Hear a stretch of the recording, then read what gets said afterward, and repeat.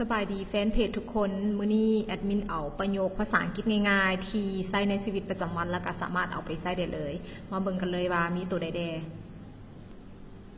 You belong with me You belong with me พวกเขาเหมาะสมกันหรือว่าเจ้ากับข่อยเหมาะสมกัน You belong to me You belong to me เจ้าเป็นของข่อยประโยคสองประโยคนี้คล้ายๆกันต่างกันแต่ with กับ to แต่ว่าความหมายต่างกันโดยสิ้นเชิงเนาะตัวที่หนึ่งแมนเหมาะสมกันส่วนตัวที่สองแมนเจ้าเป็นของข่อยอย่างประมาณนั้นเนาะ You belong with me You belong to me most likely most likely แปลว่ามันคือสิเป็นแล้วนั่นแหละอย่างประมาณนั่นแหละเนาะคำว่า most likely things happen things happen แปลว่ามันยังเกิดขึ้นได้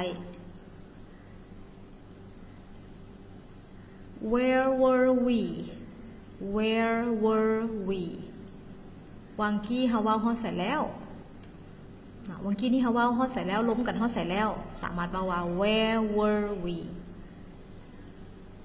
I'm so happy for you I'm so happy for youดีใจนำเด้อ I'm not that good I'm not that good ข่อยก็บ่ได้ดีขนาดนั้นหรือว่าข่อยก็บ่ได้เก่งขนาดนั้นเนาะ I knew right from the beginning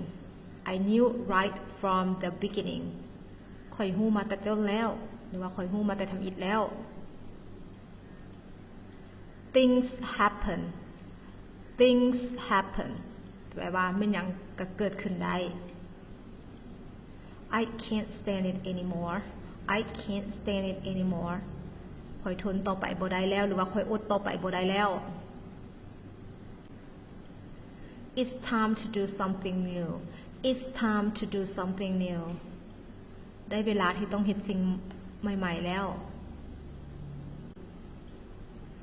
Of course not Of course not บ่ได้ดอก That's enough That's enough พอแล้ว I'm in a hurry I'm in a hurry แปลว่าค่อยกำลังเฝ้า That's funny That's funny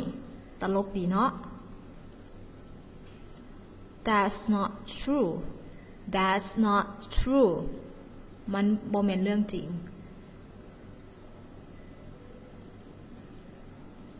It depends It depends มันก็แล้วแต่ I feel for you I feel for you ค่อยเห็นใจเจ้า He's a dirty old man He's a dirty old man เราเป็นเท่าหัวงูโอเคเนาะสำหรับผู้ใดสนใจอยากมาเรียนอยู่โรงเรียนของแอดมินเนาะซึ่งคัดเอิ้นซื้อว่าศูนย์ภาษาอังกฤษ AEC ตอนนี้เขากำลังรับนักเรียนใหม่ซึ่งส่วนนี้มีโปรโมชั่นพิเศษเนาะสมัครภายในวันที่8-22 สิงหาจะได้รับส่วนลดสูงถึง 200,000 กีบปกติเทอมละ1,500,000ก็ได้เสียแต่1,300,000แล้วก็ได้เรียนเอกสารหรือว่าปื้มเรียนฟรีจนจบหลักสูตร